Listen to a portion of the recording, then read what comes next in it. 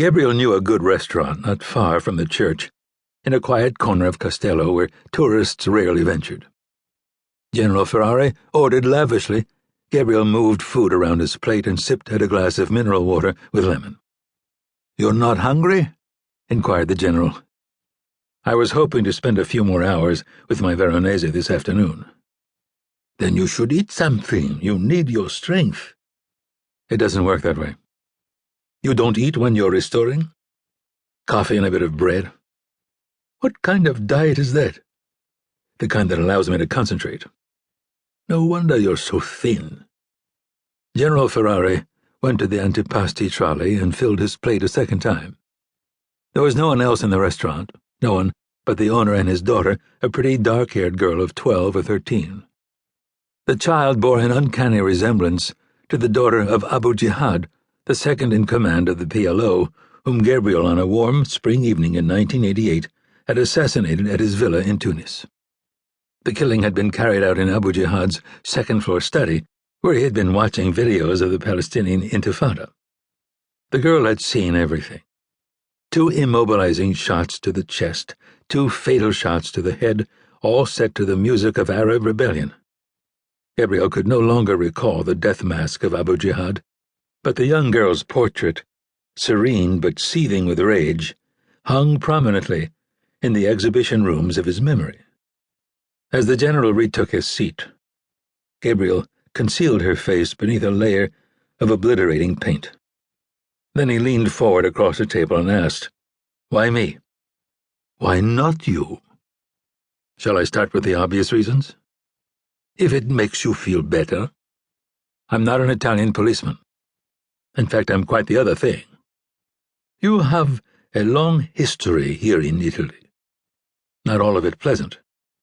"True," agreed the general, "but along the way you've made important contacts. You have friends in high places like the Vatican. And perhaps more importantly, you have friends in low places too. You know the country from end to end. You speak our language like a native, and you're married to an Italian.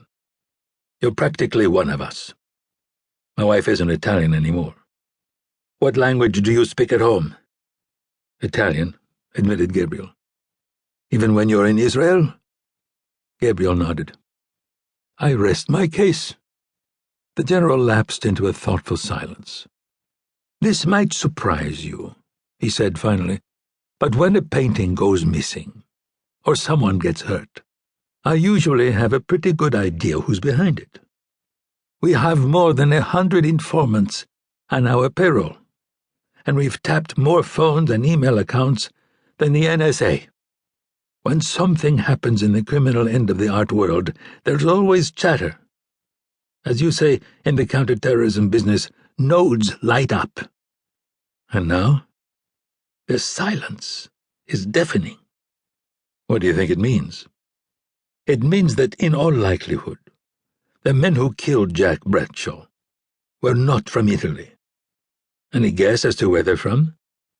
"No," the general said, shaking his head slowly, "but the level of violence concerns me.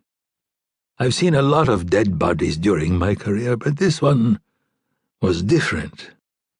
The things they did to Jack Bradshaw were—" His voice trailed off, then he said, "medieval." "And now you want me to get mixed up with them?" "You strike me as a man who knows how to take care of himself." Gabriel ignored the remark. "My wife is pregnant. I can't possibly leave her alone." "We'll keep a close eye on her."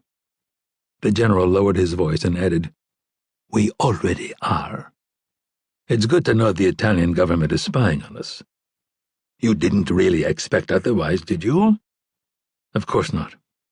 "I didn't think so. Besides, Allon, it's for your own good. You have a lot of enemies." "And now you want me to make another one?" The general laid down his fork and peered contemplatively out the window in the manner of Bellini's Doge Leonardo Loredan.